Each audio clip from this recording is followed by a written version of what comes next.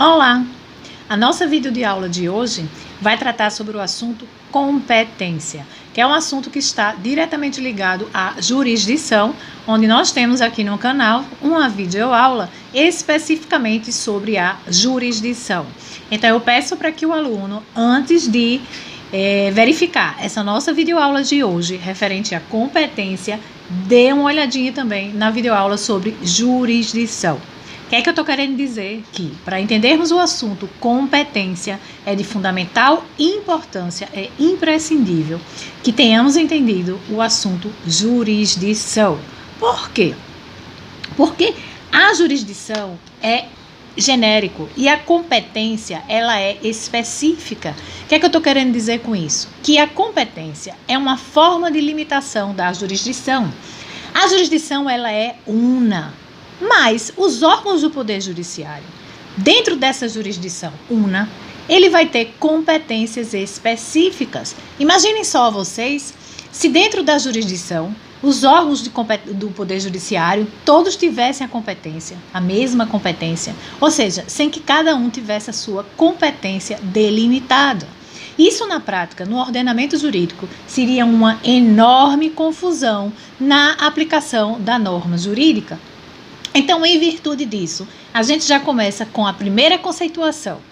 Competência é uma limitação da jurisdição, sendo a jurisdição o gênero, ou seja, genérica, e a competência específica. Então, nós estamos no slide 29 para os alunos que possuem o material, ok? Então, a gente vai sequenciar as nossas aulas. E hoje, o assunto competência começa do slide 29, onde a gente já teve aí uma conceituação inicial, onde podemos conceituar ainda mais, dizendo que a competência é uma divisão de trabalho da jurisdição. Então, no slide 29, nós temos justamente a relação entre jurisdição e competência, onde cabe-me aqui, e eu acho prudente, fazer uma leiturazinha com vocês. A jurisdição, enquanto atividade e função estatal, é essencialmente una, como nós já vimos. Contudo, seu exercício exige que na prática ocorra uma divisão de trabalho, como também já vimos, entre os diversos órgãos que compõem o nosso Poder Judiciário. Todos os órgãos do Poder Judiciário exercem jurisdição. Claro que a jurisdição é uma atividade do Estado, e os órgãos do Poder Judiciário eles estão ali na representatividade do Estado. Mas, obviamente, nem todos serão competentes para examinar determinado litígio, determinado processo. Seria, aliás, um contrassenso que se criassem numerosos órgãos distribuídos por todo esse vasto e complexo sistema jurídico que é o aparelho judiciário. E, em seguida, a lei facultasse a qualquer deles exercer indistintamente a jurisdição. Essa divisão de competência entre diferentes órgãos do judiciário é realizada por intermédio de um critério racional que busca estabelecer regras para facilitar o exercício da jurisdição. Ou seja, gente, exatamente o que eu falei aqui, e aí já fundamentando, nós temos no nosso Código de Processo Civil, no artigo 16, sobre a função jurisdicional. E esse assunto, assim como nós fizemos com jurisdição, vamos sempre correlacionar a fundamentação legal, ok? E aí utilizaremos neste momento o Código de Processo Civil. Artigo 16, da jurisdição e da ação. A jurisdição civil é exercida pelos juízes e pelos tribunais em todo o território nacional, conforme as disposições deste Código. Já vimos isso na videoaula sobre jurisdição. Já no artigo 21, começamos assim. Compete à autoridade judiciária brasileira processar e julgar as ações em que, neste caso aqui, do artigo 21, nós já estaríamos entrando na competência internacional, que iremos tratar ao seguir os nossos slides, que eu estou sempre correlacionando as videoaulas aos slides, para ajudar justamente aos alunos que possuem o material. Então, saindo do slide 29, indo para o slide 30, nós temos que A jurisdição é genérica e a competência é específica, como nós já falamos e justificamos aqui. Na medida em que o legislador delimita as atribuições de determinado órgão do judiciário, ele está definindo a competência daquele órgão para determinadas funções para que o processo exista, mas não para que se desenvolva validamente. Entre outros pressupostos processuais de validade, é necessário que o órgão investido de jurisdição, que a gente já viu o princípio da investidura na videoaula de jurisdição aqui no canal, perante o qual se propõe determinada demanda, tenha competência para examiná-la. Então, nada mais, nós estamos dizendo o seguinte, que o órgão que tiver investido daquela atividade estatal, ele tem que ter competência para analisar determinada demanda. Ou seja, é justamente a competência do Poder Judiciário, a divisão de trabalho do Poder Judiciário, certo? Que é justamente a limitação, a competência é a limitação da jurisdição, ok? Então, a gente continuando, nós temos aqui o slide 31, onde tem o seguinte questionamento. Então, o que seria competência? E nós temos um conjunto de limites dentro dos quais cada órgão do Poder Judiciário pode exercer legitimamente a função jurisdicional. Por isso que nós dizemos que a competência é o limite da jurisdição. A jurisdição, ela é una, mas existe uma divisão de trabalho dentro dos órgãos do Poder Judiciário. E essa divisão de trabalho dentro dos órgãos do Poder Judiciário, que legitima, por exemplo, cada juiz a atuar em cada processo, nós chamamos de competência. Seguindo, no slide 32, nós temos a classificação da competência.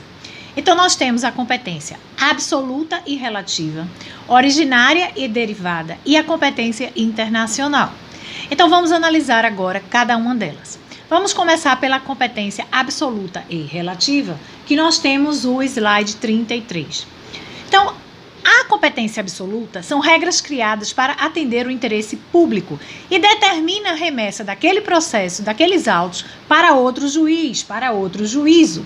E ainda, um dos efeitos importantíssimos da declaração da incompetência absoluta, que é a anulação dos atos decisórios que já tiverem existido no processo, certo? E ela é inderrogável pelas partes, ou seja, o próprio juízo deve conhecer a incompetência absoluta de ofício.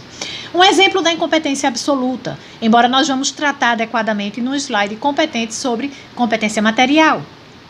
Mas um exemplo é um juiz, por exemplo, que ele não tem competência material para conhecer determinada matéria, tá? Então, em virtude disso, como ele é materialmente incompetente, é um caso de competência e incompetência, no caso, absoluta, que deve ser declarado de ofício pelo próprio juiz. E se esse juiz, que ele era incompetente, ele tiver proferido algum ato decisório no processo, aquele ato decisório, ele vai ser sujeito à anulação, ok? A competência relativa. As regras de competência relativa são regras criadas para atender o interesse do particular e ela não pode ser conhecida de ofício pelo juiz. Tem que haver a provocação das partes, ou seja, as partes têm que alegar nos autos do processo a incompetência relativa, onde o juiz vai analisar aquele pedido de incompetência relativa e vai declarar ou não a incompetência relativa, ou seja, ele vai declarar que aquele juízo ele é competente ou que ele é incompetente relativamente. Existem alguns casos que nós vamos analisar aqui da incompetência relativa, como é o caso, por exemplo, da competência referente ao território, onde iremos analisar num slide específico. O que é de muito importante é o seguinte, é que na incompetência relativa também serão anulados os atos decisórios e é derrogável pelas partes, ou seja, as partes têm que provocar o judiciário alegando esta incompetência relativa. Outro ponto muito importante é que tanto a incompetência absoluta como a incompetência relativa, ela não causa a extinção do processo, mas ela só causa apenas a remessa daquele processo, a remessa daqueles autos para outro juiz, seja a incompetência absoluta, seja a incompetência relativa, ok? Então, seguindo, o nosso slide, chegaremos ao slide 34, que fala justamente da classificação da competência quanto em originária e derivada. A competência originária é aquela competência para conhecer e julgar determinadas causas em primeiro lugar. A regra é que os juízes singulares, ou seja, os juízes de primeira instância, eles tenham a competência originária. Vocês sabem que o nosso órgão do Poder Judiciário, ele é escalonado verticalmente, então ele tem os juízes na primeira instância, na segunda instância nós temos os órgãos colegiados, que são os tribunais, da mesma forma que nós temos os tribunais superiores, ou a terceira instância, que também são órgãos colegiados, denominados tribunais superiores, como nós temos o STJ e o STF, e dentro de outras justiças especializadas, por exemplo, como o TST, Tribunal Superior do Trabalho, e outros, ok? O que é importante saber é que a competência originária, ela está adstrita aos juízes singulares, aos juízes de competência originária.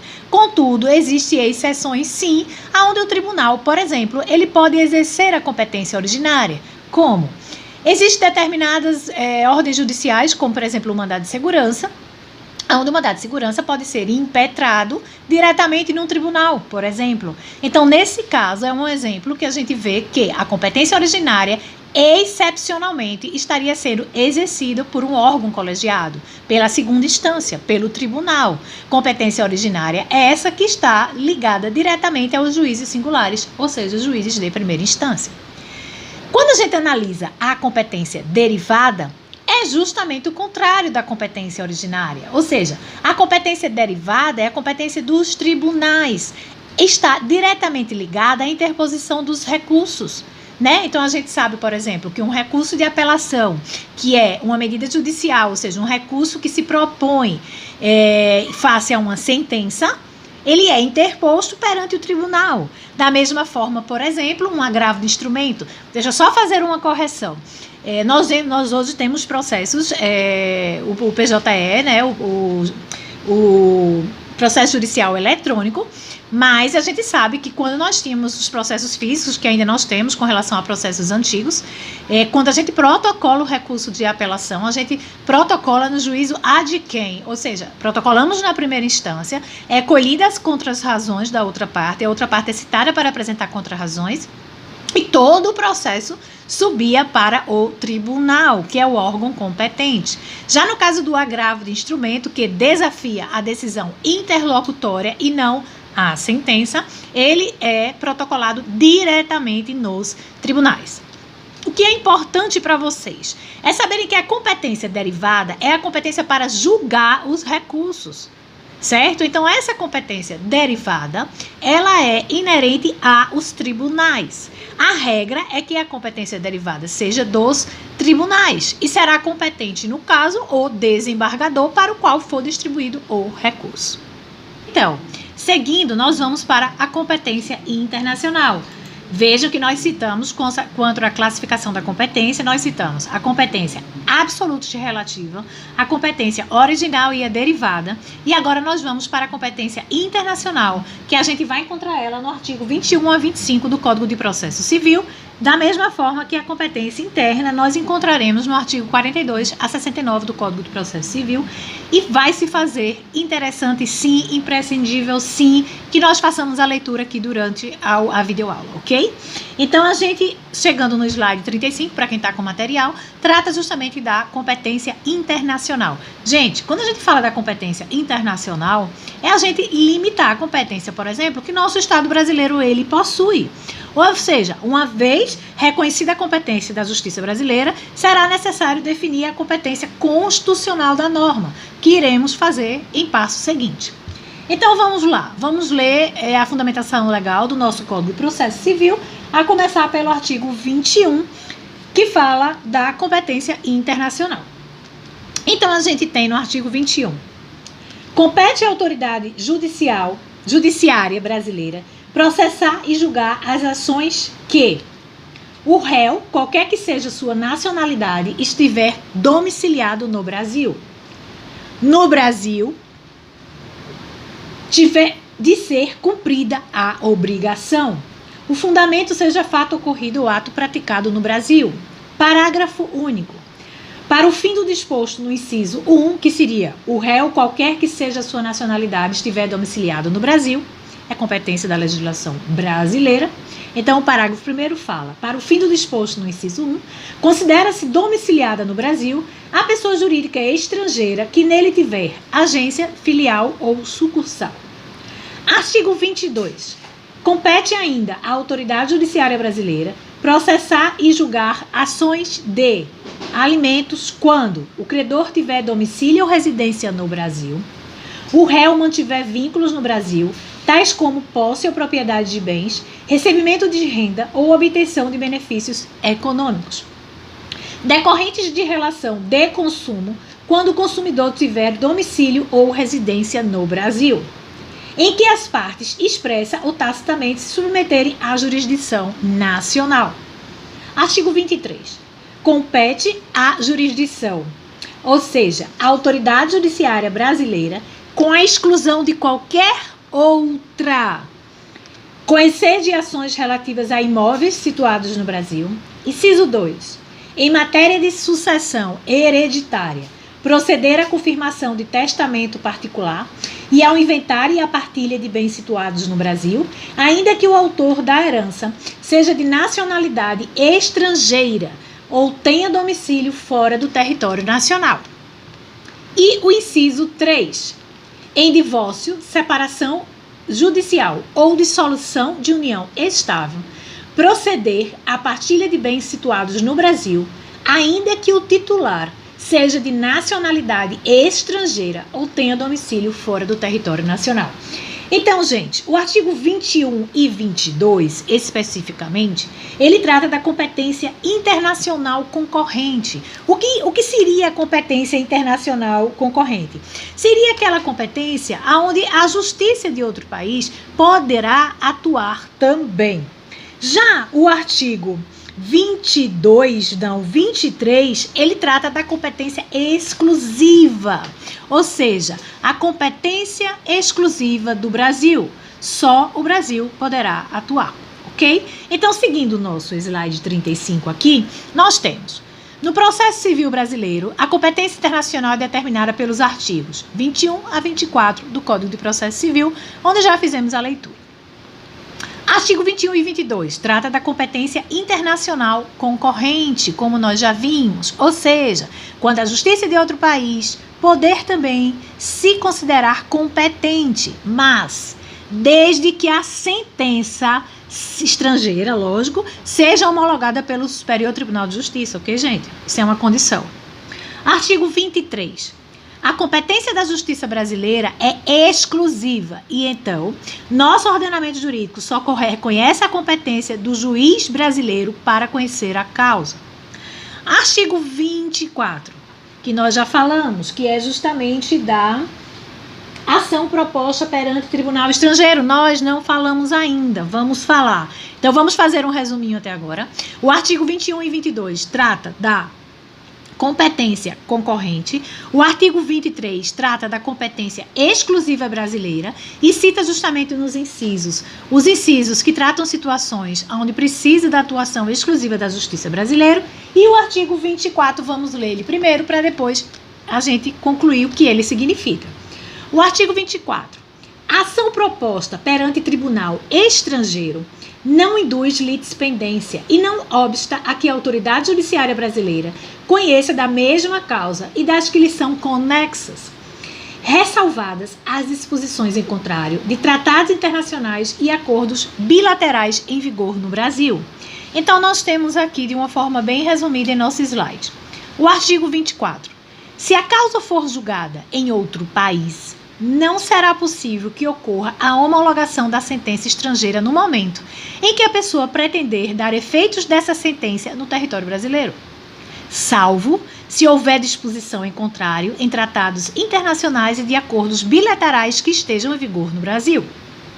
Além disso, o parágrafo único desse artigo 24 diz o seguinte: Desse mesmo dispositivo, traz que a pendência de causa em nossa jurisdição não obsta à homologação da sentença estrangeira pelo STJ, notadamente nas hipóteses de competência internacional concorrente, como a gente já viu no artigo 21 e 22, que precisa da condição da sentença estrangeira ser homologada pelo STJ.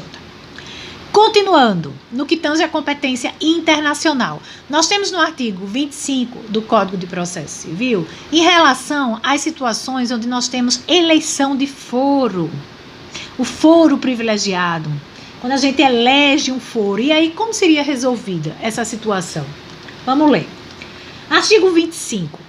Não compete à autoridade judiciária brasileira, não compete o processamento e o julgamento da ação, quando houver cláusula de eleição de foro exclusivo estrangeiro em contrato internacional arguído pelo réu na contestação.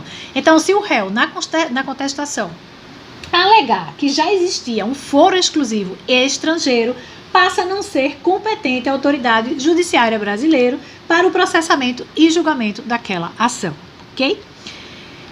Então, enfim, chegamos ao fim da competência internacional e aí passaremos em seguida para a competência constitucional interna que iremos analisar com vocês. No que tange a competência constitucional interna, é interessante a gente saber que a Constituição é quem indica as atribuições das justiças especiais. Então, vamos logo citar quais são as justiças especiais. Nós temos a justiça eleitoral, a justiça militar e a justiça trabalhista. Fora isso, nós temos as justiças comuns, onde temos a classificação das comuns em justiça federal e em justiça estadual, ok? As atribuições da justiça estadual são enumeradas analiticamente na Constituição, mas a elas chegam por exclusão. E aí, seguindo o nosso slide, nós vamos para o critério de fixação interna da competência, onde nós temos 3 critérios de fixação. O critério territorial, o critério objetivo e o critério funcional. O critério territorial, a gente está se referindo à justiça estadual e à justiça federal. Então, voltando para o slide, a gente tem que as justiças especiais são a justiça eleitoral, a justiça militar e a justiça trabalhista. E a justiça comum, nós temos a justiça federal e estadual. E agora nós estamos enquadrando no critério de fixação interna de competência a justiça comum, que seria a estadual e a federal, dentro do critério de fixação territorial interno de competência, aonde também vamos classificá-lo como uma competência relativa, ok? Aquela competência, como a gente já falou aqui no slide, que tem que ser provocada pela parte, não pode ser reconhecida de ofício pelo juízo, tá certo? O outro critério seria o critério objetivo. O critério objetivo, ele considera a pessoa, a matéria e o valor da causa para que ele seja determinado. Mas aí vamos com calma, porque dentro desse critério objetivo, quando ele faz análise relativa à pessoa ou à matéria, nós estamos tratando de competência absoluta, que deve ser reconhecida de ofício pelo juiz. E quando nos referimos ao valor da causa, essa competência, por exemplo, ela é relativa, ok? O outro critério é o critério funcional, que irá incidir concomitantemente com o critério territorial e o critério objetivo. A competência territorial, como nós já vimos, que é o próximo slide, a gente está no slide 39, ela é relativa. O que é a competência territorial? Gente, a competência territorial é o lugar onde o processo vai tramitar. É o lugar onde que indica o lugar onde a causa vai tramitar, onde aquela causa vai ser processada. Qual é o foro competente para julgar aquela causa territorialmente, entendeu? Então, isso é a competência territorial. E ela é relativa, inclusive, porque ela tem tem a possibilidade de eleição de foro, como temos no artigo 64 do Código de Processo Civil, que a gente vai fazer a leitura agora. Desculpa, o artigo 63 do Código de Processo Civil. Então, no artigo 63 do Código de Processo Civil, nós temos As partes podem modificar a competência em razão do valor e do território, elegendo o foro onde será proposta a ação oriunda de direitos e obrigações. A gente verifica isso muito nos contratos particulares, né? Os contratos, normalmente a cláusulazinha final, antes das disposições gerais, ou até mesmo fazendo parte das disposições gerais do contrato, consta lá.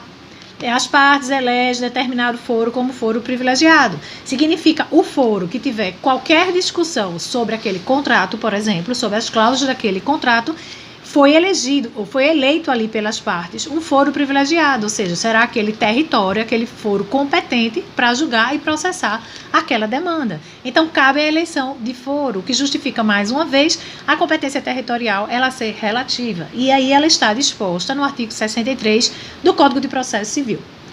Então, existem duas regras básicas em relação à competência territorial. Verificar qual a comarca, ou seja, se a comarca é da Justiça Estadual ou é de uma seção judiciária, que é no caso da Justiça Federal, certo? Então, verifica qual é a comarca, estamos nos referindo à Justiça Estadual, ou alguma seção judiciária, que no caso estaríamos nos referindo à Justiça Federal, né? Vamos também fazer a leitura do artigo 46 e o artigo 47 do Código de Processo Civil, para que quando vocês não forem estudar, não se deparem com essas situações e aí comecem a surgir dúvidas. O artigo 46. A ação fundada em direito pessoal ou em direito real sobre bens móveis será proposta, em regra, no foro do domicílio do réu. Então, o artigo 46 traz uma hipótese de competência territorial. Se este réu, no parágrafo 1º, tiver mais de um domicílio, o réu será demandado, ou seja, será citado no foro de qualquer deles. Parágrafo 2º. Sendo incerto ou desconhecido o domicílio do réu, ele poderá ser demandado onde for encontrado ou no foro de domicílio do autor da demanda. Parágrafo 3º. Quando o réu não tiver domicílio ou residência no Brasil, a ação será proposta no foro de domicílio do autor. E este também residir fora do Brasil, a ação será proposta em qualquer foro. No caso do autor residir fora do Brasil. Parágrafo 4º. Havendo dois ou mais réus com diferentes domicílios, serão demandados no foro de qualquer deles, à escolha do autor. Parágrafo 5º. A execução fiscal será proposta no foro do domicílio do réu, no de sua residência ou no do lugar onde for encontrado. E o artigo 47 traz outra situação de competência territorial. Para as ações fundadas em direito real sobre imóveis, é competente o foro da situação da coisa. Parágrafo 1º. O autor pode optar pelo foro de domicílio do réu ou pelo foro de eleição, se o litígio não recair sobre direito de propriedade, vizinhança, servidão, divisão e demarcação de terras e denunciação de obra nova. Parágrafo 2º. A ação possessória imobiliária será proposta no foro da situação da coisa, cujo juiz tem competência absoluta. Ainda seguindo, existem regras que são caracterizadas regras especiais de competência territorial e elas estão previstas do artigo 48 a 53 do Código de Processo Civil. Então, nós temos no artigo 48 o foro do domicílio do autor da herança no Brasil é o competente para o inventário, a partilha, a arrecadação, o cumprimento de disposições de última vontade, a impugnação ou anulação de partilha extrajudicial e para todas as ações em que o espólio for réu, ainda que o óbito tenha ocorrido no estrangeiro. Cuidado com prova e cuidado com concurso, com esse finalzinho do artigo 48. E aí a gente vai para o parágrafo único do artigo 48. Se o autor da herança não possuía domicílio certo, é competente. Inciso 1. O foro da situação dos bens imóveis. Inciso 2. havendo bens imóveis em foros diferentes, qualquer destes. Inciso 3. Não havendo bens imóveis, o foro do local de qualquer bens do espólio. Vamos ver o artigo 49, que traz outra situação especial também de competência territorial. A ação em que o ausente for réu será proposta no foro de seu último domicílio, também competente para a arrecadação, o inventário, a partilha e o cumprimento de disposições testamentárias. Artigo 50.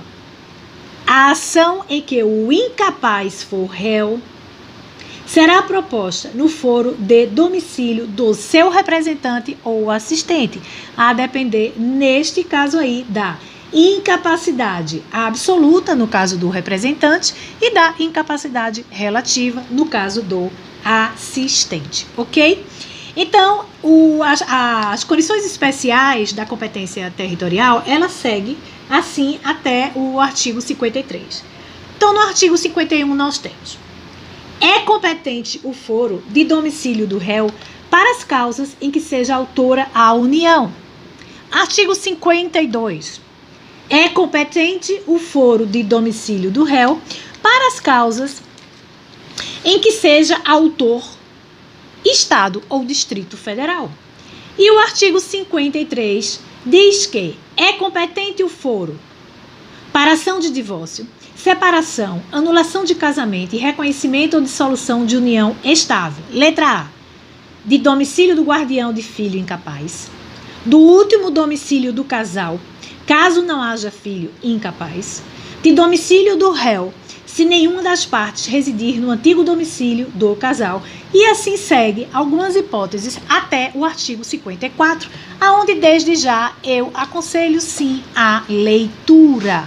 Por quê? Porque a competência territorial, ela tem situações que são padrões, né, de alegação, e tem essas situações especiais que merecem a nossa observação, sim, porque a depender da demanda, teremos territorialmente foros específicos, foro que vai ser competente territorialmente para cada demanda. Ok? Então é necessário sim a leitura, é necessário sim que a gente consiga fixar minimamente essas questões especiais territoriais de competência de foro territorial.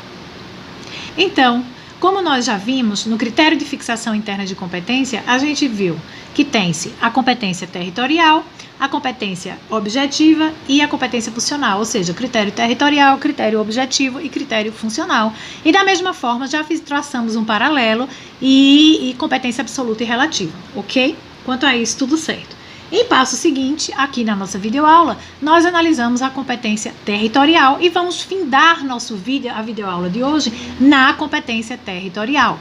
Na nossa próxima videoaula, nós vamos reavivar o critério de fixação interna de competência, vamos retomar da competência territorial e seguir assim para o critério objetivo, o critério funcional e darmos seguimento ao assunto de competência. Então, agradeço a vocês. Os que gostaram, compartilhe o vídeo, se inscreve aqui no nosso canal e deixa o like.